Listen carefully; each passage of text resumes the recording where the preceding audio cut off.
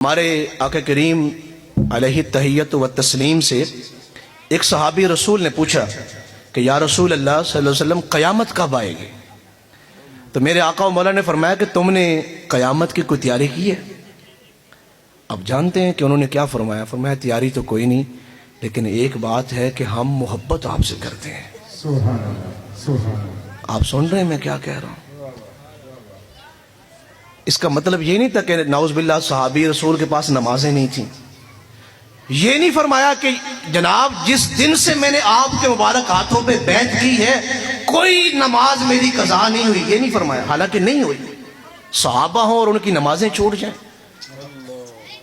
کوئی روزے قضا نہیں ہوئے، دیگر فرائض اور واجبات اور سنن اور مستحبات قضا نہیں ہوئے آپ کے، لیکن کس چیز پہ بھروسہ کیا صحابی رسول نے؟ یوں نہیں کہا کہ جناب تیاری یہ ہے کہ نمازیں پوری ہیں، تیاری یہ ہے کہ فرائض پورے ہیں، تیاری یہ ہے کہ واجبات پورے ہیں، یہ بات نہیں کہی کہ یا رسول اللہ کسی چیز پہ بھروسہ نہیں، اگر بھروسہ ہے دونوں جہانوں میں کامیابی کا تو وہ آپ کی محبت پہ بھروسہ ہے کہ ہم محبت آپ سے کرتے ہیں، ہم پیار آپ سے کرتے ہیں۔ اب ذرا دلوں کو تھام کے سنیں، جب یہ صحابی نے یوں جملہ ارشاد فرمایا نا تو پھر حضور نے کیا ارشاد فرمایا؟ فرمایا پھر آپ خوش ہو جائیں، جن کے ساتھ آپ محبت کرتے ہیں قیامت والے دن انہی کے ساتھ اٹھائے جائیں گے۔ اب جو اگلے دو جملے میں کہنے لگا ہوں نا وہ بڑے عظیم ہیں۔ میرے آقا و مولا نے جب یہ بات ارشاد فرمائی تو انہوں نے دوبارہ ایک سوال پوچھا جو بڑا عظیم سوال تھا۔ اب سنیں جو بڑی نوٹ کرنے والی بات ہے۔ صحابی رسول نے پوچھا کہ اگر عمل پورے نہ ہو، دل ہے کہ آپ کی محبت سے کسی لمحے خالی نہیں، آپ کی محبت سے غافل نہیں، لیکن جب نام اعمال تلیں اور نیکیاں کم پڑ جائیں، اعمال پورے نہ ہوں، پھر کیا فرماتے ہیں؟ حضور نے فرمایا پھر بھی اگر اعمال پورے نہ ہو لیکن مجھ سے محبت کی ہو وہ قیامت والے دن میرے ساتھ ہی اٹھایا جائے گا۔ اب اگلی بات، اگلا سوال اس صحابی رسول پہ میرے ماں باپ قربان، میری اولادیں قربان، انہوں نے تیسری بات پوچھی، کہنے لگے یا رسول اللہ صلی اللہ علیہ وسلم عمل بھی پورے نہ ہو اور آپ کا زمانہ بھی نہ پایا ہو لیکن محبت آپ سے کی ہو، دل آپ کی محبت میں دھڑکا ہو، اس کے بارے میں کیا حکم ہے؟ حضور نے فرمایا وہ بھی میرے ساتھ قیامت کے دن اکٹھے اٹھایا جائے گا، میرے ساتھ اٹھایا جائے گا۔ تو یہ بڑے خوش نصیب لمحات ہیں جن کے اوپر یہ راز نہیں نہ کھلے، جنہ ویکھیا نہیں وہ کرن گلا، جنہ ویکھ لیا وہ بول دے نہیں۔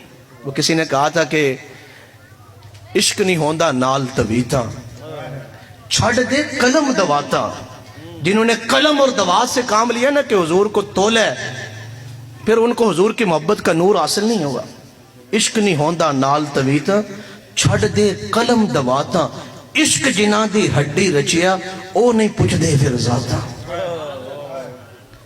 یہ جن لوگوں نے پوچھا ہے نا کہ ہم نے جی محبت کیسے کرنی ہے، یہ محفلیں کروانی ہیں کہ نہیں کروانی، او یار یہ کام کرنا ہے کہ، جنہوں نے ہمیشہ سوال کیے وہ ہمیشہ حضور کی محبت سے خالی رہے۔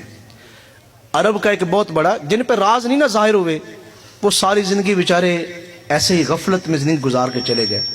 عرب کا سب سے بڑا جو طبیب تھا کہ اس کے لیول کا ڈاکٹر اور اس کے لیول کا حکیم اس زمانے میں نہیں تھا، اس کا نام ہے زمال۔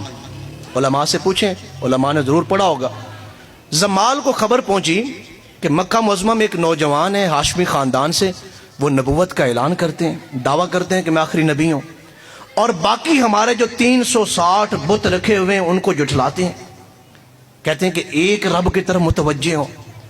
وہ زمال اسپیشلی آیا مکہ معظمہ اور پھر اس نے حضور سے پوچھا، آقا کریم کے بارے میں پوچھا وہ کہاں ملیں گے، تو بتایا گیا کہ آپ فلاں جگہ پہ چلے جائیں وہاں آپ کو مل جائیں گے۔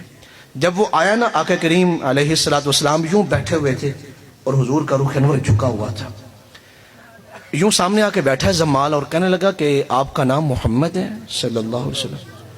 تو حضور نے فرمایا ہاں۔ تو اس نے کہا جی میرا نام زمال ہے۔ اب حضور بھی اس کا نام جانتے تھے کہ یہ عرب کا بہت بڑا حکیم ہے، بہت بڑا طبیب ہے۔ تو کہا جی میں بھی، آقا کریم علیہ السلام نے فرمایا میں بھی جانتا ہوں تمہیں.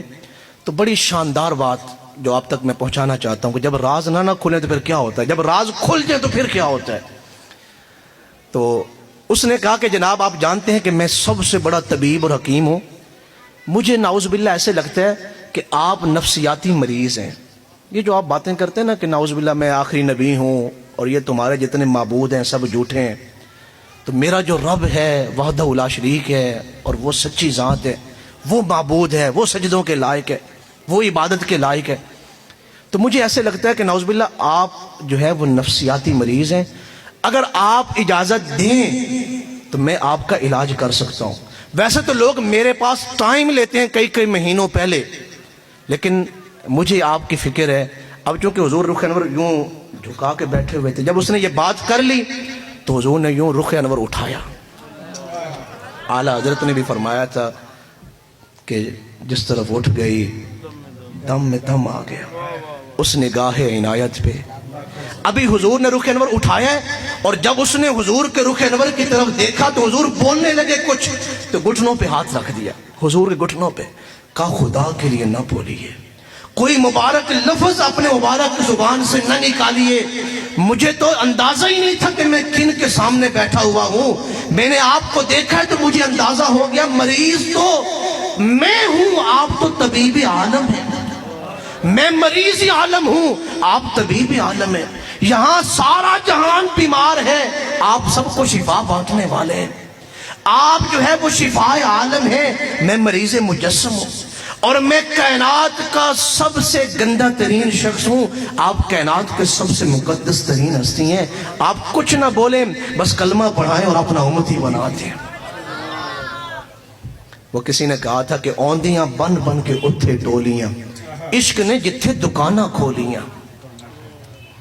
ٹھل پئیاں جو لے کے نام یار دا، او مڑ کے کدی سیاں نہ ڈولیاں. پیر پایا عشق دے ویڑے جنا، عشق نے پھڑ کے تھلاں وچ رولیاں. کیوں نہ گیت گاواں میں لجپال دے، میریاں لجپال بھریاں جھولیاں. تک لیا جنہاں نے جلوہ یار دا، انہاں نہیں مڑ کے زباناں کھولیاں.